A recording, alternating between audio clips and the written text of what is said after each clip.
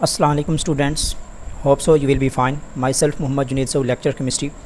Students, आज हमारा test number 19 conduct हुआ। ऑर्गेनिक केमिस्ट्री का first test general organic chemistry का काफ़ी इंपॉर्टेंट चैप्टर था, तो इसकी डिस्कशन भी काफ़ी इंपॉर्टेंट है, तो इसको सुनते जाएँ और साथ साथ नोट्स बनाते जाएँ।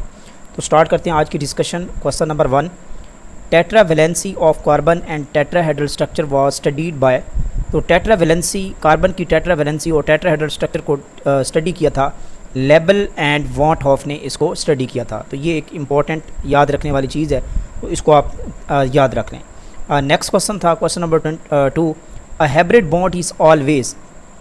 देखें, जो हाइब्रिड बॉन्ड होता है basically this bond is form by the due to the hybrid orbital.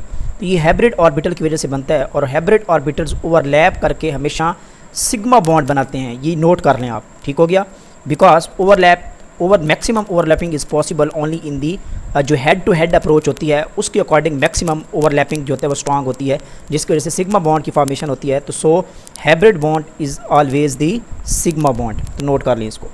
Third question है, which of the following compound shows tautomerism. Very important. तो ये एक न्यू टर्म आपके लिए होगी, लेकिन है न्यू टर्म, नेम तो आपको डिफरेंट नज़र आ रहा होगा, लेकिन ये टर्म जो है ये पुरानी ही टर्म्स है, इंपॉर्टेंट कंसेप्ट है। तो टॉटोमरिज्म को हम क्या कहते हैं? टॉटोमरिज्म का दूसरा नाम आप कह लें कि क्रिप्टोमरिज्म है। टॉटोमरिज्म का दूसरा नाम जो है वो क्रिप्टोमरिज्म है। इसके अलावा स्टूडेंट आपके साथ शेयर करता चलूँ कि टॉटोमरिज्म के और भी बहुत सारे नाम हैं, लाइक अलीलोट्रोपिज्म। अलीलोट्रोपिज्म ये भी टॉटोमरिज्म का नाम है। इस तरह मेट्रोट्रॉपी ये भी इसी का नाम है। इसी तरह एक और नाम शेयर करना चाहूँ आपके साथ, तो डेस्मोट्रोपिज्म ये भी टॉटोमरिज्म का नाम है। तो ये डिफरेंट नेम है टॉटोमरिज्म को, तो ये आप याद रख लें। तो अब आप देखें कि ब्यूटानोल में भी टॉटोमरिज्म का फिनोमेना नहीं होता, ईथर्स में भी नहीं होता, और इसके अलावा जो एलानिन है this is the imino acid.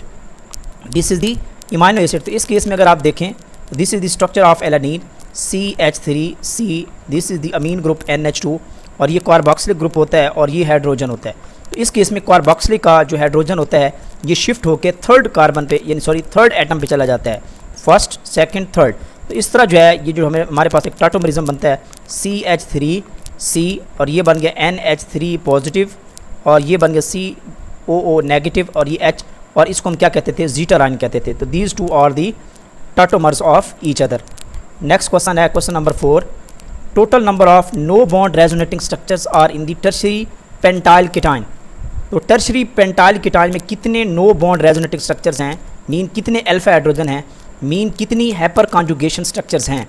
तो इसका सिंपल है, अगर हम बात करें कि टर्शियरी पेंटाइल कीटाइन की, तो this is the structure of tertiary pentyl ketone CH3C, this is the positive, और ये इथाइल ग्रुप है CH2 CH3, and this is the CH3। तो इसको हम कहते हैं टर्शियरी पेंटाइल कीटाइन। तो अब आप इजीली देख सकते हैं कि देखें ये 3 हाइड्रोजन ये दे सकता है इसको कीटाइन को, तो 3 रेजोनेटिंग स्ट्रक्चर इसकी वजह से हैं। इसी तरह 2 हाइड्रोजन जो अल्फा है, ये भी अल्फा है, ये भी अल्फा है, ये भी अल्फा है, तो 2 ये दे सकता है, 3 ये दे सकता है, 3 3 6 और 2 8, तो टोटल 8 हाइड्रोजन जो है वो इसको दिए जा सकते हैं। तो it mean total 8 no bond resonating structures हैं, 8 are the no bond resonating structures. तो ये हम बड़ी डिटेल के साथ लेक्चर में डिस्कस कर चुके हैं। 5th पे चले जाते हैं, how many structural isomers of C4H10O are possible. तो टोटल कितने स्ट्रक्चरल आइसोमर्स पॉसिबल है? देखें, इस केस में जो स्ट्रक्चरल आइसोमर्स हैं आप उसी वक्त ही इसको एग्जैक्ट बता सकते हैं जब आप उनकी स्ट्रक्चर ड्रा करेंगे, लेकिन स्ट्रक्चर ड्रा करने से ही आप इसको अंदाज़ा लगा सकते हैं। तो अब हमें नहीं पता कि ये जो जनरल फार्मूला है, either it is the alcohol, क्या ये अल्कोहल है? तो ये ईथर भी हो सकता है ये एल्डिहाइड या कीटोन में से हो सकता है इसमें कोई डबल बॉन्ड हो या ना हो। तो ये डिफरेंट पॉसिबिलिटीज़ हैं, तो ये अंदाज़ा लगाना थोड़ा डिफिकल्ट हो जाता है। तो इसका जो मेथड होता है वो ये होता है कि सबसे पहले आप इसकी DB निकालें, डबल बॉन्ड इक्विवेलेंट। ये हम मास स्पेक्ट्रोमेट्री में डिटेल में आपके साथ शेयर करूँगा। DB कैसे निकाली जाती है? तो इसका शॉर्ट फार्मूला है DB फाइंड आउट करने का कि कार्बन माइनस हाइड्रोजन प्लस कोई अगर हेलोजन है डिवाइडेड बाई 2, प्लस अगर उस मालिकुलर स्ट्रक्चर में कोई नाइट्रोजन है +2, वरना इसको हम नहीं लिखेंगे। अब देखें कि इस स्ट्रक्चर में 4 कार्बन है, 4 माइनस हाइड्रोजन कितने हैं 10 डिवाइडेड बाई 2, कोई हेलोजन नहीं है, कोई नाइट्रोजन नहीं है, +1। तो इसको हम सॉल्व करेंगे तो हमारा आंसर आता है 0। तो it mean no double bond. इसका मतलब क्या है? There is no double bond, इसमें कोई डबल बॉन्ड नहीं है। तो एल्डिहाइड और कीटोन तो पॉसिबल नहीं है। हाँ, इसके अलावा अल्कोहल एंड ईथर पॉसिबल है। कितने अल्कोहल्स पॉसिबल हैं इसके एसोमर्स, कितने ईथर्स हैं, तो ये हम ड्रा करेंगे तो तभी पता चलेगा। तो मैं जल्दी में ड्रा कर देता हूँ। अल्कोहल जो हैं इसमें से आपको आपको एक ब्यूटानोल मिलेगी OH, ठीक है, ब्यूटानोल होगी एक, ये हमारे पास अल्कोहल बन जाती है। सेकंड आपको पता है 2 ब्यूटानोल, ये बन जाएगी OH ग्रुप 2 पोजीशन पे अगर लग जाए 2 ब्यूटानोल। इस तरह थर्ड पे अगर आप देखें तो ये आपके पास 2 पे मिथाइल लगा हो and this is the 2 methyl butanol, 2 methyl butanol, तो ये थर्ड पॉसिबिलिटी है। इसी तरह जो फोर्थ पॉसिबिलिटी है अल्कोहल के केस में वो आप देख लें कि जो टर्शरी अल्कोहल होती है OH और ये 3 मिथाइल ग्रुप हैं, ठीक हो गया। तो ये फोर्थ अल्कोहल्स की पॉसिबिलिटीज़ हैं। इसी तरह अगर हम ईथर में चले जाएँ तो ईथर्स के 3 कंपाउंड बनते हैं like this is the ether, एक ये कंपाउंड बन जाता है। इस तरह सेकंड कंपाउंड की बात करें तो ये ईथर ये बन जाएगा, और थर्ड पे अगर हम बात करें तो ये वाला ईथर आपके सामने बन जाएगा। तो 3 ईथर्स हैं, 4 जो हैं वो एथेनॉल है। तो टोटल जो स्ट्रक्चर एसोमर बनते हैं वो कितने हैं, टोटल जो 7 पॉसिबल है। तो ये एक इंपॉर्टेंट क्वेश्चन है। नेक्स्ट क्वेश्चन है क्वेश्चन नंबर 6, फोटोक्लोरिनेशन ऑफ मीथेन। आपने मीथेन की हेलोजिनेशन पढ़ी होगी, तो उसमें आपने देखा होगा कि जो उसका मैकेनिज्म होता है उसमें फ्री रेडिकल बनता है। तो इसमें क्या बनता है, फ्री रेडिकल की फॉर्मेशन होती है, और मैं आपके साथ डिटेल में शेयर कर चुका हूँ। जो फ्री रेडिकल होता है ये कब बनता है, जब होमोलिटिक क्लीवेज होती है। क्या होती है, होमोलिटिक फिशन होती है, उसके रिजल्ट में फ्री रेडिकल की फॉर्मेशन होती है। तो homolytic fission is the correct option. इसी तरह अगर आपने कार्बोकेटान की फॉर्मेशन देनी है या कार्बोइनाइन की जो फॉर्मेशन होती है वो हेट्रोलिटिक फिशन में होती है, ये नोट कर लें। नेक्स्ट क्वेश्चन है question number 7, what is the hybridisation and nature of carbanion. तो कार्बइनाइन की ये अगर हम जनरल बात करें CH3 हाइड्रोजन यहाँ लगा दें, यहाँ पे हाइड्रोजन और यहाँ पे नेगेटिव, जनरली हम मिथाइल इनाइन की बात कर लेते हैं, ठीक है। तो इस केस में आप देखें कि इसके पास नेगेटिव चार्ज है, तो नेगेटिव चार्ज के पास 2 लोन्स पेयर होते हैं। इस केस में अगर आप ड्रा करते हैं, इसकी हाइब्रिडाइजेशन निकालते हैं, जो कि बहुत ही सिंपल है। पहली बात तो ये देखें 2 इलेक्ट्रॉन, इसके पास 2, इसके पास 2, इसके पास 2, ये 8 इलेक्ट्रॉन है। तो दिस इज़ द डायामैग्नेटिक। तो ये कौन सा है, डायामैग्नेटिक है। इसके अलावा अगर आप इसकी हाइब्रिडाइजेशन निकालना चाहते हैं तो बहुत ही सिंपल स्ट्रक्चर गिवन है। टोटल सिग्मा बॉन्ड कितने हैं, इसमें टोटल 3 सिग्मा बॉन्ड है, एक लोन पेयर है, और ये टोटल कितनी 4 वैल्यू हो गई। तो दिस इज दी sp3। तो sp3 hybridisation and diamagnetic. So correct option is B. Next question है question number 8, which of the following free radical is least stable. कौन सा लीस्ट स्टेबल होता है। तो फ्री रेडिकल का मैंने ऑर्डर आपके साथ शेयर किया था। अगर हम इसको ऑर्डर देते हैं फ्री रेडिकल के केस में, जो कि बहुत ही सिंपल है, तो इन दिस केस अगर हम बात करें तो सबसे जो स्टेबल फ्री रेडिकल होता है, इन चारों में से मैं बात कर रहा हूँ, तो वो होता है एलाइलिक। क्या होता है, एलाइलिक होता है। उसके बाद होता है टर्शरी, देन होता है सेकेंडरी, देन होगा आपका प्राइमरी, और प्राइमरी के बाद आपका आएगा विनाइलिक। अच्छा, विनाइलिक को किस तरह लिखते हैं, vinylic this is the C double bond CH, और यहाँ CH2 CH, और यहाँ पे free radical this is the vinylic. और विनाइलिक से भी जो लेस्ट स्टेबल होता है वो होता है अल्काइन के हवाले से, अल्काइन का C ट्रिपल बॉन्ड CH, और अगर ये रेडिकल है तो ये सबसे लीस्ट होता है। तो ये एक ऑर्डर है। तो सबसे यहाँ इनमें से जो सबसे लीस्ट स्टेबल है वो है विनाइल फ्री रेडिकल है। कौन सा है, विनाइलिक है। नेक्स्ट क्वेश्चन है 9, विच of the following effect increase acidity. तो एसिडिटी इंक्रीज करने के लिए आपको याद होगा, बड़ी डिटेल के साथ हमने ये बात की है। तो जो नेगेटिव इफेक्ट होता है ये क्या करता था, ये इलेक्ट्रॉन को अपनी तरफ क्या कर देता था कि विदड्रॉ कर लेता था। फॉर एग्जांपल ये OH है तो ये CH2 है, CH2 है। अगर कोई नेगेटिव ग्रुप लगा हुआ है, ठीक है, तो ये क्या करेगा, इलेक्ट्रॉन डेंसिटी को अपनी तरफ विदड्रॉ कर लेगा, और यहाँ से हाइड्रोजन का रिमूवल क्या हो जाएगा, ईजी हो जाएगा। इसी तरह जो C ऑप्शन है -M इफेक्ट, ठीक है, लाइक दिस नाइट्रो इफेक्ट्स हैं। तो ये क्या करते थे, बेंजीन रिंग में से इलेक्ट्रॉन डेंसिटी को विदड्रॉ कर लेते हैं, और वहाँ से इलेक्ट्रॉन का जो प्रोटॉन का रिमूवल क्या हो जाता था, ईजी थी। फॉर एग्जांपल ये फिनोल है, और अगर नाइट्रो ग्रुप लगा हुआ है, ठीक है, नाइट्रो ग्रुप लगा हुआ है पैरा पे या आर्थो पे या मेटा पे, तो ये क्या करता था, इलेक्ट्रॉन डेंसिटी को अपनी तरफ विदड्रॉ कर लेता है, और यहाँ से प्रोटॉन का निकालना ईजी हो जाता है। लेकिन यहाँ तो हाइड्रोजन बॉन्डिंग का केस आता है, वो डिटेल में डिस्कस कर लेंगे। सो correct option is D. Next question है 10th, resonance energy of benzene. देखिए जो बेंजीन की रेजोनेंस एनर्जी है वो है 150 किलो जॉल पर मोल, जो कि आपने FSC में पंजाब टेक्स्ट बुक में भी पढ़ी हुई है। लेकिन अगर हम कैलोरी की बात करें तो वो होता है 4.8 जॉल के इक्वल होता है। तो भाई 4.818 पे डिवाइड कर लें तो आपको जो किलो कैलोरी पर मोल में एनर्जी आएगी वो आएगी 36 किलो कैलोरी पर मोल इसकी एनर्जी होगी। नेक्स्ट क्वेश्चन है question number 11, which of the following is the strongest nucleophile.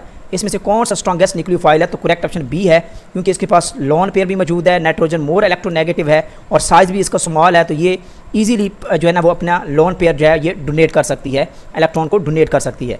Next question 12 है, फ्री रेडिकल और involve in the mechanism of, तो ये हमने पढ़ा था कि फ्री रेडिकल किन किन रिएक्शन में होता है। तो खराच इफेक्ट भी में फ्री रेडिकल होता है, पेरोक्साइड इफेक्ट भी इसको कहते हैं, लाइट की प्रेजेंस में होता है, इलेक्ट्रिसिटी की प्रेजेंस में हो सकता है, पेरोक्साइड की प्रेजेंस में हो सकता है, क्रैकिंग ऑफ अल्केन्स ये भी फ्री रेडिकल है। इस तरह हेलोजिनेशन ऑफ अल्केन, तो ये बहुत फेमस है, फ्री रेडिकल मैकेनिज्म से होता है। तो all the options are correct. Next question 13 है, रेजोनेंस एनर्जी पर बेंजीन इज मैक्सिमम फॉर, देखें पर रिंग की, पर बेंजीन रिंग की वजह से हम ये एनर्जी देख रहे हैं, तो उस केस में बेंजीन की सबसे ज़्यादा है, ठीक है, बेंजीन की। इस तरह अगर हम बाकियों की बात करें तो देखें बेंजीन में होती है 151 किलो जॉल पर मोल।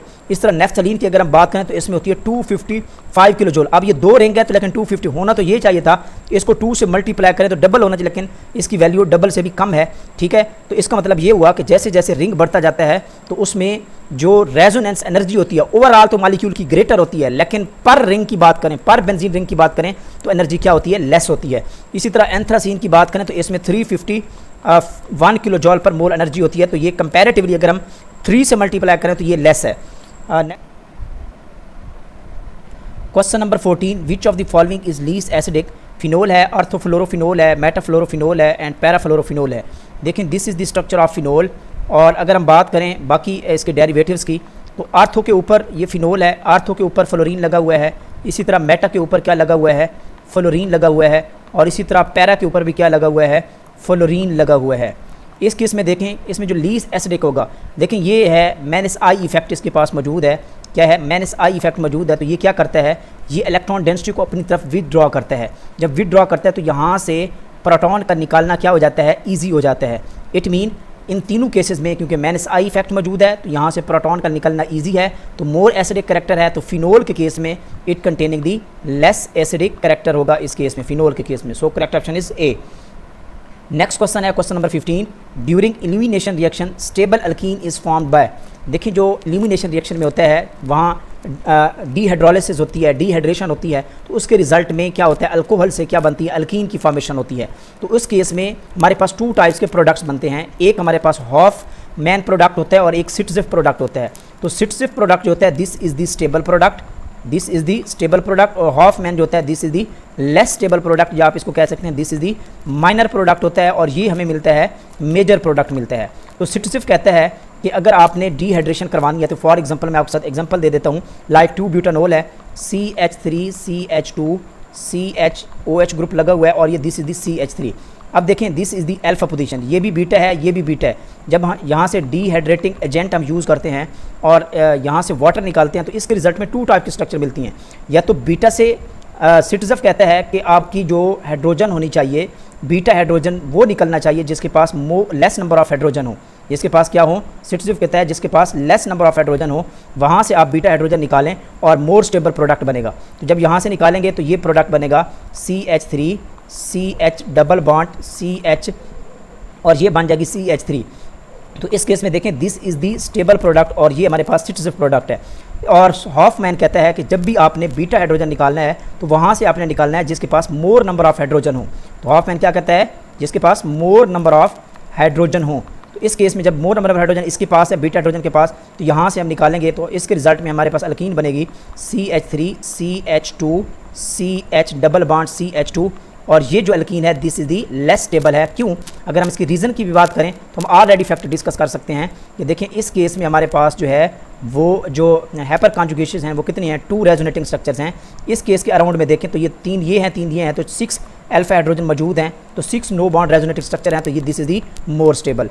तो ये है एक रीज़न इसकी। 16 पे चले जाते हैं, इंडक्टिव इफेक्ट ऑपरेट्स थ्रू, याद रखिएगा कि इंडक्टिव इफेक्ट हमेशा सिग्मा बॉन्ड की ट्रांसफ़र होने की वजह से होता है। ये हम ऑलरेडी डिटेल में डिस्कस कर चुके हैं और हम ये भी डिस्कस कर चुके हैं कि जो हाइब्रिड बॉन्ड होता है basically this is the sigma bond. Hybrid bond क्या होता है, due to the hybrid orbital की वजह से, ओवरलैपिंग की वजह से होता है, सिग्मा बॉन्ड होता है। तो भाई सिग्मा बॉन्ड किस में बनता है, इंडक्टिव इफेक्ट में। It mean inductive effect operates through the hybrid bond. तो ये नॉन हाइब्रिड बॉन्ड जिसको हम पाई बॉन्ड कहते हैं इसके थ्रू नहीं होता। ओके जी, 17 है, which of the following carbene is more stable in case of methylene. तो ये डिटेल के साथ आप लोगों के साथ मैं शेयर कर चुका हूँ नोट्स के अंदर। ये देखें 2 टाइप्स की कार्बीन थी, एक हमारे पास सिंगलेट होती है, एक ट्रिपलेट होती है। दोनों में मैंने डिटेल में जो डिफरेंस है वो डिस्कस किया। फिर हमने एक बात देखी कि देखें कार्बीन भी 2 टाइप्स की हैं, इसको कहते हैं मिथाइलिन, और एक कार्बीन होती है जिसके साथ क्या लगा होता है, कोई ना कोई हेलोजन लगा होता है। तो हाइड्रोजन के केस में जो मिथाइलिन है, इसके केस में याद रखिएगा कि जो ट्रिपलेट कार्बीन है this is the more stable then the singlet. और जब हैलोजन की बात आएगी तो याद रखिएगा इस केस में जो हमारे पास सिंगलेट कार्बीन होगी वो मोर स्टेबल होगी as compare to the triplet. तो ये आपने याद रखना है। So correct option is A. Next question है 18th, in Baker Nathan effect shifting of bond occurs. सबसे पहले तो आपने याद रखना है कि बेकर नेथन इफेक्ट कौन सा होता है। Baker Nathan effect also called hyperconjugation. इसको हम क्या कहते हैं, इसको हैपर कॉन्जुगेशन कहते हैं। और याद रखिएगा इसको नो बॉन्ड रेजोनेंस भी कहते हैं। और इसमें सिग्मा इलेक्ट्रॉन हाइड्रोजन का ट्रांसफर होता है टू दी वैकेंट ऑर्बिटल। तो सिग्मा जो है बॉन्ड जो होता है वो जनरली क्रिएट हो जाता है। ओके, नेक्स्ट क्वेश्चन है 19, विच of the following molecule has more dipole movement. तो किस मॉलिक्यूल का जो डाइपोल मूवमेंट होगा वो ग्रेटर होगा। तो बेसिकली अगर हम बात करें तो methane this is the tetrahedral structure और ये सिमेट्रिकल है। क्लोरोफॉर्म जो है ये क्या है, ये भी डाइपोल मूवमेंट जीरो होता है, सिमेट्रिकल होता है। इसके अलावा इन दोनों को कंपेयर करें तो जो नाइट्रोफिनोल है this is the structure of phenol and अगर कोई नाइट्रो ग्रुप लगा होगा तो नाइट्रोफिनोल जो है this is the more dipolar, यानी कि this containing the more dipole movement because ये जो OH है बेसिकली ये डोनेट करता है इलेक्ट्रॉन को और पॉजिटिव चार्ज क्रिएट करता है। और ये जो नाइट्रो ग्रुप है ये बेसिकली इलेक्ट्रॉन को विदड्रॉ करता है और ये नेगेटिव चार्ज क्रिएट करता है। तो पॉजिटिव और नेगेटिव चार्ज क्रिएट होने की वजह से इसका डाइपोल मूवमेंट क्या होता है, ग्रेटर होता है। नेक्स्ट क्वेश्चन है 20, the complete transfer of electrons of one atom joined by the double bond और या triple bond at the requirement of attacking nucleophile। देखें हमने बात की थी डिफरेंट इलेक्ट्रॉनिक इफेक्ट्स की बात की थी कि मैंने कहा था कि ओनली इलेक्ट्रोमैग्नेटिक इफेक्ट जो होता है this is the temporary effect और ये उस वक्त आपको कंटिन्यू होता है जब आपकी कोई अटैकिंग स्पीशीज़ जो होती है या न्यूक्लियोफाइल या लोन पेयर कोई एटम जो है वो किसको करता है, वो एक्ट करता है, तब जाकर वो जो है ना वो इफेक्ट देखा जाता है। इसके अलावा बाकी जितने इफेक्ट्स हैं there is no need of external atom, external lone pair की ज़रूरत नहीं होती। तो इसको हम कहते हैं इलेक्ट्रोमैग्नेटिक इफेक्ट हम कहते हैं। नेक्स्ट क्वेश्चन है 21, how many pi electrons are present in the anthracene. जो कि बहुत ही सिंपल क्वेश्चन है। This is the structure of anthracene. ये हम स्ट्रक्चर ड्रा कर लेते हैं, एंथ्रासीन की है। इस केस में देखें तो ये हमारे पास स्ट्रक्चर है। अब देखें 2 2 4 और 3 कितने हो गए, 7। टोटल जो 7 डबल बॉन्ड हैं तो हर डबल बॉन्ड में 2 पाई इलेक्ट्रॉन होते हैं। तो टोटल 14 पाई इलेक्ट्रॉन इसके पास मौजूद होंगे। Correct option is C. Next question है 22, chlorine when attach to the benzene. जब बेंजीन के साथ क्लोरीन क्या होती है, अटैच होती है। तो याद रखिएगा कि यहाँ क्लोरीन जो है वो -I इफेक्ट शो करती है और इलेक्ट्रॉन को अपनी तरफ विदड्रॉ करती है। तो इसके पास -I इफेक्ट भी है और इसके साथ साथ due to the lone pair ये क्या शो करती है, +M इफेक्ट जिसको हमने कहा था, या +R भी कह सकते हैं, यानी कि प्लस रेजोनेंस इफेक्ट या प्लस मीजोमेरिक इफेक्ट ये शो करती है। So correct option is B. Next question है 23, which of the following is most acidic. इनमें से कौन सा मोस्ट एसिडिक होगा। तो ये भी हमने बात की थी कि this is the structure of phenol. ये फिनोल की स्ट्रक्चर है। इसी तरह हम ड्रॉ कर लेते हैं in case of para nitrophenol. This is the phenol and para position पे नाइट्रो ग्रुप है। इसी तरह हम आर्थो ड्रॉ कर लेते हैं। This is the structure of OH और आर्थो पे नाइट्रो ग्रुप लगा हुआ है और ये है जी मेटा पोजीशन पे आपका नाइट्रो ग्रुप लगा हुआ है। देखिए सबसे पहले तो बात कर लेते हैं इनकी, क्योंकि ये हमारे पास जो है वो -M इफेक्ट मौजूद है और इसके पास भी -M इफेक्ट मौजूद है। और याद रखिएगा मैंने आपके साथ शेयर किया था कि मेटा पोजीशन पे -M इफेक्ट नहीं देखा जाता, नॉट एब्जॉर्वेबल। ओके हो गया। तो इसका मतलब ये तो लीस्ट होगा, इन तीनों में से जो सबसे लीस्ट होगा वो ये वाला होगा। अब इन दोनों की बात कर लेते हैं। इन दोनों केसेस में अगर हम बात करें तो यहाँ जो है आर्थो पोजीशन में नाइट्रो ग्रुप और OH के बीच में क्या क्रिएट होती है, हाइड्रोजन बॉन्डिंग क्रिएट हो जाती है। हाइड्रोजन बॉन्डिंग की वजह से ये बॉन्ड स्ट्रांग हो जाता है और यहाँ से प्रोटॉन का निकालना क्या हो जाता है, डिफिकल्ट हो जाता है। एक्चुअल में अगर हम बात करें तो होना तो ये चाहिए था कि ये सबसे ज़्यादा स्ट्रांग होता, क्योंकि नाइट्रो ग्रुप ज़्यादा करीब है OH के, तो ये और ज़्यादा इसको पुल कर रहा है इलेक्ट्रॉन को, यहाँ से हाइड्रोजन का निकलना ईजी होता। लेकिन यहाँ हाइड्रोजन बॉन्डिंग क्रिएट होती है तो हाइड्रोजन बॉन्डिंग की वजह से यहाँ से प्रोटॉन का निकलना डिफिकल्ट हो जाता है। सो इन दिस केस जो पैरा नाइट्रोफिनोल है इट इज़ द ग्रेटर। तो पैरा जो है नाइट्रोफिनोल, पैरा नाइट्रोफिनोल सबसे ज़्यादा इसका एसिडिक करैक्टर होगा। उसके बाद अगर हम इसको कंपेयर करें तो आर्थो होगा, क्या होगा, आर्थो होगा। देन आपके पास क्या होगा, मेटा होगा, क्योंकि इसमें मीजोमेरिक इफेक्ट ऑब्जर्वेबल नहीं होता। फिर एट द एंड जो है हमारे पास क्या होगी, फिनोल की स्ट्रक्चर होगी। This is the less acidic. Next question है 24, triethylamine is a weaker base than the diethylamine. अगर हम ट्राई इथाइल अमीन की बात करें N के केस में तो एक इथाइल ग्रुप लगा हुआ है, दूसरा इथाइल ग्रुप लगा हुआ है और तीसरा लगा हुआ है। तो देखें दिस इज़ दी, अगर हम इसकी बात करें तो these are the bulky groups, 3 bulky groups लगे हुए हैं और ये मोर सराउंडेड हैं और ये क्या करते हैं, इसकी मोर क्राउडेड है, और ये क्या करते हैं, इस लोन पेयर को अवेलेबिलिटी नहीं देते, इजीली ये लोन पेयर डोनेट नहीं होता टूवर्ड दी प्रोटॉन, तो ये प्रोटॉन को डोनेट नहीं होता। इसके अलावा अगर हम बात करें इन दिस केस डाईइथाइल अमीन के केस में, तो 2 इथाइल ग्रुप हैं जो कि लेस क्राउडेड है as compare to the tertiary, और ये जो है अमीन जो है नाइट्रोजन पे जो लॉन पेयर होता है वो ईजीली क्या करता है, डोनेट हो जाता है, so it is the more basic as compare to the triethylamine. तो ये इसकी बेसिक रीज़न है। तो ये किस इफेक्ट की वजह से होता है, इसको ये जो इफेक्ट होता है due to the steric hindrance की वजह से, बेसिकली इन ग्रुप्स की वजह से स्टेरिक हिंड्रेंस क्रिएट हो जाती है, तो इसको कहते हैं स्टेरिक इफेक्ट कहा जाता है। नेक्स्ट क्वेश्चन है 25, strong mesomeric effect is shown in, कौन सा स्ट्रॉन्ग नेगेटिव मीजोमेरिक इफेक्ट देखा जाता है। तो ये ऑर्डर मैंने आपके साथ शेयर किया था, तो वो ऑर्डर आपने याद रखना है। तो इन में से अगर हम कंपेयर करें तो सबसे ज़्यादा नाइट्रो होता है, नाइट्रो होता है, और देन जाके क्या होता है, CNO होता है, और फिर एल्डो होता है, और लीस्ट पे जाके क्या होते हैं, हेलोजेंस होता है। तो ये ऑर्डर इसका क्रिएट होता है। नेक्स्ट क्वेश्चन 26 है, which of the following organic compound is non aromatic, इनमें से कौन सा नॉन एरोमेटिक है। बेंजीन की बात करें तो this is the aromatic, Huckel rule को फॉलो करती है, और 6 पाई इसमें इलेक्ट्रॉन मौजूद हैं, 4n+2 पाई इलेक्ट्रॉन हैं इसमें, हक्कर रूल को फॉलो करती है। इस तरह नेफ्थलीन की बात करें तो ये भी क्या है, एरोमेटिक है, ये भी हक्कर रूल को फॉलो करती है। इस तरह अगर हम बात करें साइक्लोब्यूटाडाइन की, इसकी बात करें साइक्लोब्यूटाडाइन, तो इस केस में देखें तो साइक्लिक भी है, प्लेनर भी है, और इसमें 4 पाई इलेक्ट्रॉन हैं, जो कि किस रूल को फॉलो करता है, ये फॉलो करता है मोबियस रूल को, and this is the anti aromatic compound, this is the anti aromatic compound है। अब हम बात कर लेते हैं इसकी साइक्लोऑक्टाटेट्राइन। अगर इसको देखा जाए, जनरल इसकी स्ट्रक्चर ड्रा की जाए, ड्रा करके दिखा देता हूँ, इस तरह है कुछ स्ट्रक्चर इसकी।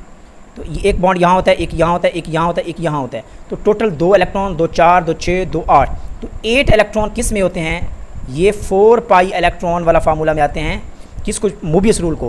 होना तो ये चाहिए था कि अकॉर्डिंग टू दिस स्ट्रक्चर इसके 8 इलेक्ट्रॉन है, तो ये एंटी एरोमेटिक है, लेकिन ये एंटी एरोमेटिक नहीं होती, बिकॉज हमने ये भी पढ़ रखा है कि anti aromatic compounds are very very less stable as compare to the aromatic and non aromatic, क्योंकि एरोमेटिक सबसे ज़्यादा stable, then non aromatic, then anti aromatic. जैसे जैसे रिंग बढ़ता जाएगा उस और एंटी एरोमेटिक के केस में उसकी स्टेबिलिटी वेरी वेरी लो होती जाएगी। This is very unstable structure, और इस केस में ये स्ट्रक्चर एग्जिस्ट नहीं करती, और ये फ्लिप होके चली जाती है, बोट टब लाइक स्ट्रक्चर में चली जाती है। ये फ्लिप होके ये किस में चली जाती है, ये टब लाइक स्ट्रक्चर बना देती है। अब इसमें इस तरह की इसकी कुछ स्ट्रक्चर्स होती है, इस तरह, ठीक है, एक बॉन्ड यहाँ होता है, एक यहाँ होता है, एक यहाँ और एक यहाँ पे होता है, तो ये एग्जैक्ट स्ट्रक्चर आप देख लीजिएगा। तो दिस ये फॉलो करती है, and this is the non planar structure. ये कौन सी है, नॉन प्लेनर स्ट्रक्चर है, जो टब लाइक स्ट्रक्चर है, this is the stable, this is the stable structure and non planar. और जब नॉन प्लेनर स्ट्रक्चर है तो it mean this is the non aromatic compound, this is the non aromatic compound, this is the exceptional case. और यही exam के हवाले से बहुत इंपॉर्टेंट है, तो इसको नोट कीजिएगा। Cyclooctatetraene is the non aromatic compound. Next question है, which one of the following is the most stable resonating structure. देखें, जब भी आपने 2 रेजोनेटिंग स्ट्रक्चर्स को या किसी भी रेजोनेटिंग स्ट्रक्चर को कंपेयर करना है, तो मैंने आपको 2-3 रूल बताए थे कि सबसे फर्स्ट प्रायोरिटी पर आपने रूल चेक करना है कौन से, नंबर ऑफ कोवेलेंट बॉन्ड, जिसमें कोवेलेंट बॉन्ड ग्रेटर होंगे, 4 जैसे मर्जी हों, तो आपने उसी को फॉलो करना है। तो यही फर्स्ट रूल यहाँ पे अप्लाई हो रहा है। तो इस केस में देखें तो ये 2 बॉन्ड हैं, 2 बॉन्ड, ये 2 बॉन्ड हैं, ये 2 बॉन्ड हैं, और ये हैं। तो इस केस में देखें तो टोटल जो हैं ए के केस में आपके पास जो बॉन्ड हैं, कोवेलेंट बॉन्ड, वो ग्रेटर हैं as compare to the B, C and D. So correct option is A जो होगी वो हमारे पास मोस्ट स्टेबल रेजोनेटिंग स्ट्रक्चर होगी। इस तरफ क्वेश्चन नंबर 28 में चले जाएं, number of isomers of hexane. अगर हम इस यहाँ हेक्सेन की बात करें तो इसमें जो नंबर ऑफ आइसोमर्स हैं इन दिस केस, तो जो 5 हैं, इन दिस केस 5 हैं। अगर हम बात करें ब्यूटेन की, तो ब्यूटेन के पास 2 होते हैं, और पेंटेन के 3 होते हैं, हेक्सेन के 5 होते हैं, हेप्टेन के जो हैं वो 9 होते हैं, ऑक्टेन के 15 होते हैं, और नोनेन के 35 होते हैं, और डिकेन के होते हैं 75। ये नोट कर लें, ठीक है। इस तरह आप चलते जाएँ तो इवन के आप चले जाएं कि कार्बन नंबर 13 पे, तो उसके बिलियन में चले जाते हैं। तो ये आपने नोट कर लेना, 10th कार्बन तक आपको इसके आइसोमर्स का पता होना चाहिए। Question number 29, hybridisation of carbon in the one two butadiene. अगर हम 1,2-ब्यूटाडाइन की स्ट्रक्चर ड्रा करें तो कुछ इस तरह इसकी स्ट्रक्चर होती है, like 1 2 3 4, this is the but, और 1 पोजीशन पे भी डबल बॉन्ड है, 2 पोजीशन पे भी डबल बॉन्ड है। तो भाई अब this is the structure of 1 position पे भी, 2 पे भी, 1,2-ब्यूटाडाइन। तो भाई देखें इस केस में this is this sp2 hybridisation. अब इस कार्बन पे देखें तो ये क्या है, sp है, ठीक है। इस कार्बन को देखें तो ये sp2 है, इस कार्बन को देखें sp3 है। इट मीन 1,2 ब्यूटाडाइन में all types of hybridisation possible हैं। sp2 भी होती है, sp भी होती है, sp3 भी होती है, सारी हाइब्रिडाइजेशन इसमें मौजूद हैं। So correct option is D. Next move करते हैं, क्वेश्चन नंबर 30 है, geometrical isomerism is present in the. देखें ब्यूटाइन में आइसोमरिज्म नहीं देखा जाता, ज्योमेट्रिकल ब्यूटेन में भी नहीं देखा जाता, 1 ब्यूटीन में नहीं देखा जाता, बिकॉज 1 ब्यूटीन के केस में अगर हम बात करें तो इस केस में आप देखें कि यहाँ 2 जो है वो हाइड्रोजन जो है वो एक ही कार्बन के ऊपर अटैच हैं, तो यहाँ भी पॉसिबल नहीं है। तो 2 ब्यूटीन जो है यहाँ ज्योमेट्रिकल आइसोमरिज्म पॉसिबल है। तो स्टूडेंट्स ये थी जी आज की हमारी डिस्कशन, जो कि बहुत इंपॉर्टेंट थी। इसको नोट करें, साथ साथ नोट्स बनाते जाएँ। Thank you.